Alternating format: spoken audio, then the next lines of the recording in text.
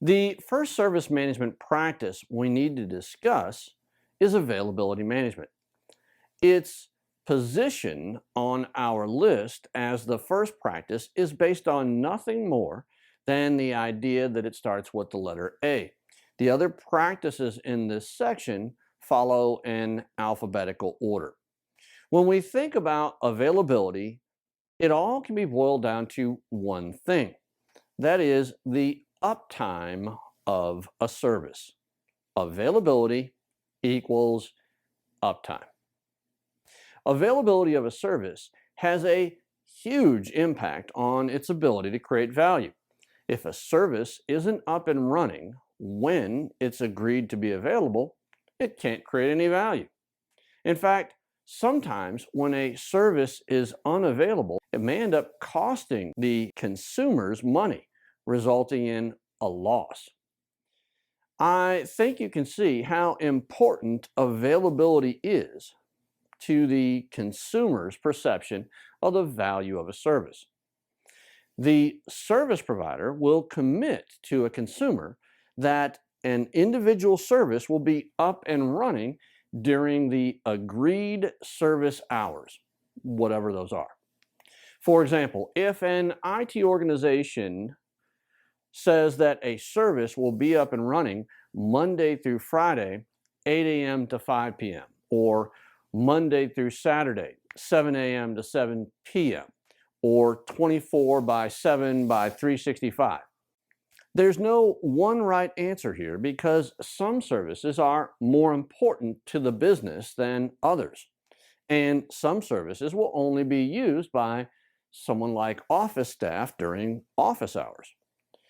Not only does an organization need to commit to the hours or time frame that a service should be up and running, it will commit to a percentage of that time frame that the service will be up over a given period of time. For example, we could commit that a service will have end-to-end availability of greater than 99% Monday through Friday, 7A to 7P, and we'll measure monthly. It's not just about saying the hours that the service will be available to be used. The time frame that a service is supposed to be available and the percentage of the time that the service will be up and running during that time frame is one of the many service level targets that will find their way into the service level agreements that we discussed earlier. If we meet those targets, the consumers will be happy.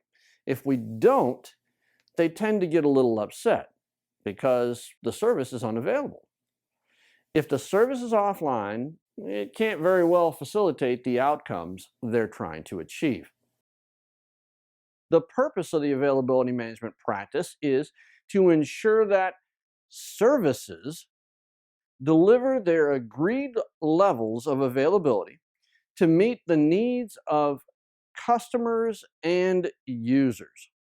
If the purpose of this practice is to meet availability needs of consumers, it would only make sense that those needs are documented and agreed to. Where could we look to find those documented needs? Well, very easily we can find them in the availability targets that have been negotiated and agreed to in a service level agreement. Some IT organizations can struggle here because most organizations don't have dedicated availability management staff. That's where the availability management practice comes into the story. Imagine an organization where different fiefdoms and functional areas within IT come up with their own ideas of what a service is and how available that service should be.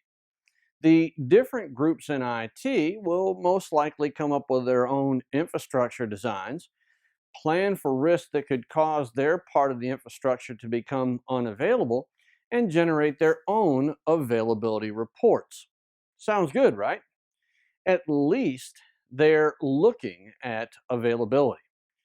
The problem is they only produce these items for the part of the organization that they manage.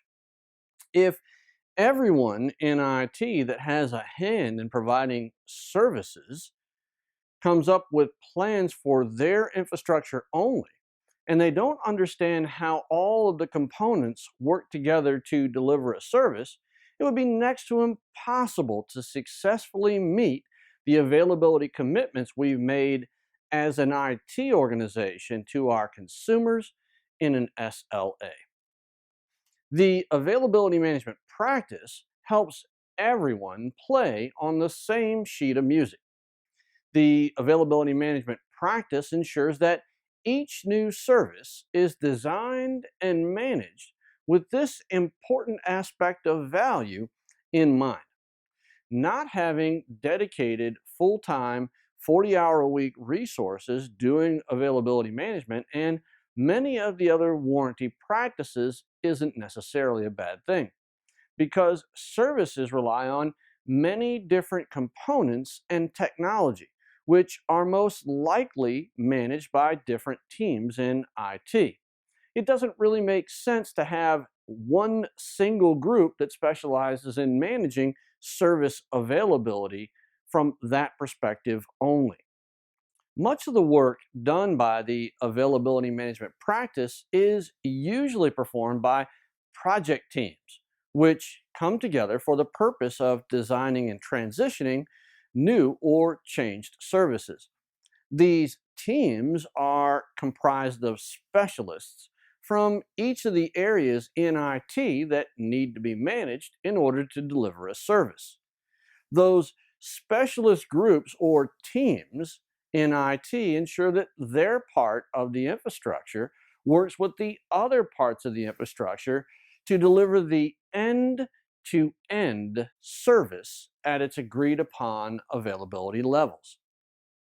Usually, there will be somebody that's in charge of availability for the entire organization that ensures that it's always a consideration when we design each new or changed service. Of course, if your organization is large enough and it has the budget, you may elect to have a team that specializes in this practice in much the same way that some organizations have a dedicated security team. Part of the availability management practice includes the identification of risks that could cause a component or a service to go offline. Other service management practices like continuity management or capacity and performance management, as well as security management, may also identify risks. Risks and plans to address risk from the availability management practice should be shared with other practices in the organization, like capacity, continuity, and security management, to maximize the effectiveness of any risk responses and to keep service cost as low as possible. For this reason, some organizations may combine the roles of the availability management staff with those of capacity and performance management, IT service continuity management, and security management staff if appropriate. Having the same staff participate in multiple practices makes sharing information about risks and risk responses much easier. The availability of a product or service must be considered during the design and transition activities of the service value chain. The availability management practice is driven less by a documented workflow and relies more on the knowledge and experience, as well as the judgment of various technical resources that are designed to support end to end service provisioning. It's better to get this practice involved early in the development of a service and to continue involvement as the service moves from an idea to something that we're now offering as a service in our service catalog. There are a few important terms associated with the availability management practice. The term availability refers to the ability of a service or other configuration item to perform its agreed function when required. The availability management practice is concerned with really two areas. First, how often a service fails, and second, how quickly the service can be restored.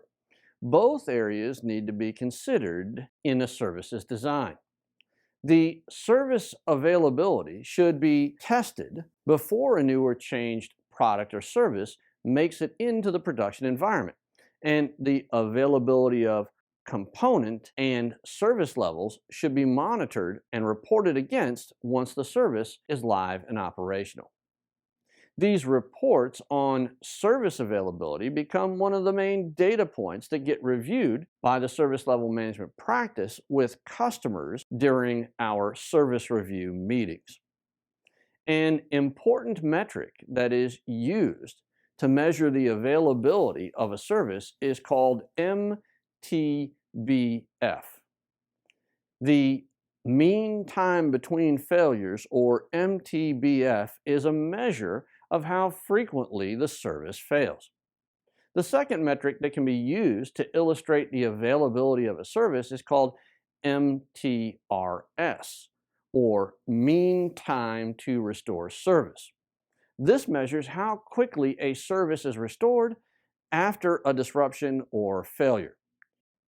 Both measures should be considered and reported on, as they help paint the most accurate picture of how available a service is. Just a reminder here, these terms are definitely applicable to your practice of service management, but will not be on the exam based on the last-minute change to the exam syllabus. To support the availability management practice, the leadership of this practice will work with service level management and other managers in the different departments in IT to negotiate and agree on achievable targets for end-to-end service availability and set targets for any service level agreements. You would not want to have a situation where the service level manager is free to commit the IT organization to higher levels of availability than the organization is prepared to provide. Having the availability manager participate in SLA negotiations keeps IT from overcommitting and underperforming. Once the service level manager has a set of requirements, which include how available a service should be, the availability management practice and the teams that support this practice can be involved in designing any new or changed infrastructure and applications to ensure that they're capable of meeting the agreed service availability levels. In addition to assisting with the design of new or changed services, the availability management practice can work with other practices like event monitoring and management to ensure that monitoring agents are installed on the components that will ultimately make up a service, and that those components are configured to provide accurate availability reporting and information at both the component and service levels.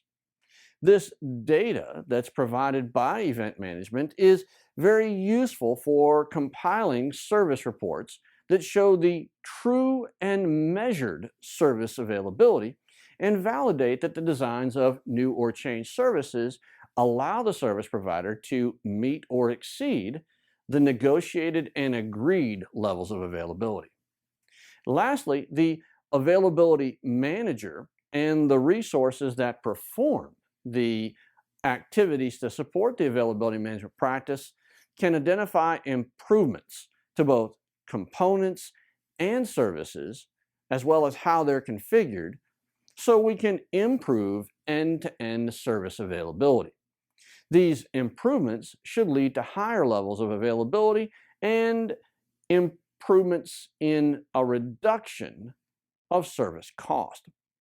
The key takeaways from this practice are: availability management helps to ensure end-to-end service availability matches what was agreed in a SLA. The practice itself and the resources that support the practice should be involved in the design and transition, as well as the delivery and support and continual improvement of each and every service. Availability management helps to identify risks that could cause a service to become unavailable, and the information about those risks, along with how we plan to address those risks, should be shared with other service management practices. Availability is an important element of the warranty of a service. If a service provider fails to deliver services at the negotiated and agreed levels of availability, the service will not be valuable to the consumer.